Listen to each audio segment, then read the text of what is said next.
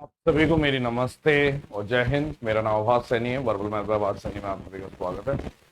एक बहुत ही बेहतरीन क्वेश्चन, इस टाइप का क्वेश्चन मैं आपको पहले भी करा चुका हूं। जो बच्चे शुरू से कनेक्टेड हैं उनको पता होगा। शुरू से मतलब अगर पिछले 1-1.5 साल से भी कनेक्टेड हो तो आपको पता होगा CHSL में दोबारा से क्वेश्चन आया है।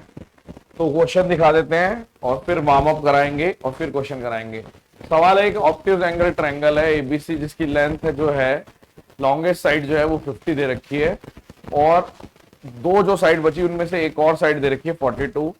एरिया दे रखा है 294। तो थर्ड साइड क्या होगी? बहुत सारे मेथड हो सकते हैं, आप हीरोन्स फॉर्मूला भी लगा सकते हो, मल्टीपल मेथड हो सकते हैं। ठीक है, सबसे पहले मैं आपको वार्म अप कराता हूं। ऑप्टिव एंगल ट्रायंगल कैसे बनता है? ऐसे बनता है ये वाला ट्रायंगल, यानी ये बाहर होता है। हमेशा जो इसकी हाइट बनेगी वो पीछे बनेगी, यानी कि ऑप्टिव एंगल ट्रायंगल कभी भी पढ़ना है तो वो कह सकते हैं कि राइट एंगल ट्रायंगल में एक ऑप्टिव एंगल ट्रायंगल बन गया, कह सकते हो। अब इस सवाल को करते हैं।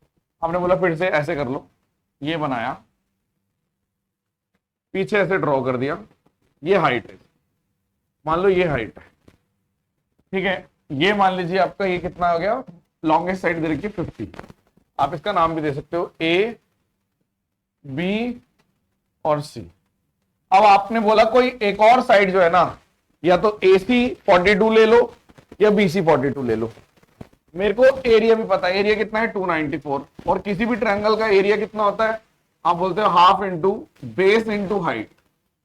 हाइट H मान लेता हूं, ये वाला जो बेस है ना इसको 42 मान लेता हूं, ताकि मेरा जो एरिया गिवन है 294 वहां से मेरी हाइट निकल जाए। तो आपने बोला ठीक है, अगर ये हाफ है, बेस को मान लो 42, तो यहां से कर दिया 21।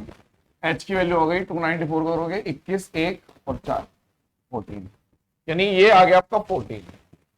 अब एक राइट एंगल ट्रायंगल ट्रिपलेट कह सकते हो। एक ट्रिपलेट की अगर हम बात करें, एक 50 साइड है, एक 14 साइड है, क्या होगी? आप बोलोगे 25 और 24 और 7, ये होता है। ऐसे भी लिख सकते हो, ये 7 का डबल है, ये 20 का डबल है और ये 24 का डबल, यानी कि ये पूरा कितना हो जाएगा? 48 हो जाएगा। अगर ये 48 हो जाएगा, 42 चले गए, यानी ये जो बचा हुआ है, ये जो बचा हुआ है, ये राइट एंगल ट्रायंगल था, ये जो बचा हुआ है ये 6 हो गया। और थर्ड साइड निकालनी थी, पाइथागोरस से कैसे निकालोगे? अंडर रूट 196 प्लस 30, यानी कि आपका आंसर आ गया 2 3 2 232। 4 से काट दो यानी 2 बाहर आ गया, 5 और 8। फिर से बताते हैं, एक बार फिर से बताते हैं। देखो हमने किया क्या, हमने किया क्या, फिर से बताते हैं। आपने बोला ऑप्टिव एंगल ट्रायंगल है, ठीक है, ऑप्टिव एंगल ट्रायंगल बनाया ऐसे।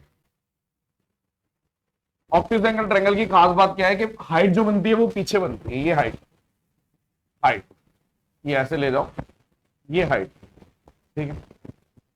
ये मुझे ऑलरेडी दे रखा था 50, मैंने इसको 42 मान लिया।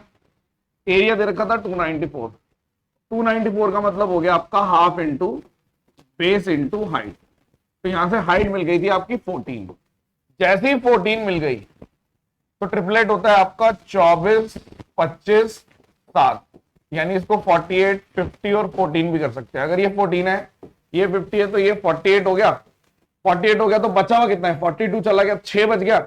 यानी एक राइट एंगल ट्रायंगल में अगर ये 6 है, ये 14 है, तो ये कितना आएगा? 14 का स्क्वायर प्लस 6 का स्क्वायर, यानी कि रूट 232 आ गया था, यानी कि 2 रूट 58 आंसर। ये अच्छा क्वेश्चन था, इसको अलग से कराना था। आई होप कि आप लोगों को पसंद आया होगा। अलग से कराने का बेनिफिट ये होता है, जो अच्छे क्वेश्चन होते हैं अलग से अगर करा लिए फिर आपके पास हमेशा रहते हैं। आप 50 क्वेश्चन करोगे, 30 क्वेश्चन 40 क्वेश्चन एक साथ करोगे, आपको पता नहीं चलेगा कौन सा अच्छा था, कौन सा रिवीजन बार बार मांग रहा है, नहीं समझ पाते बच्चे। आई होप पसंद आया होगा आपको ये वाला मेथड। इसके अलावा आप हीरोन्स फॉर्मूला भी लगा सकते हो।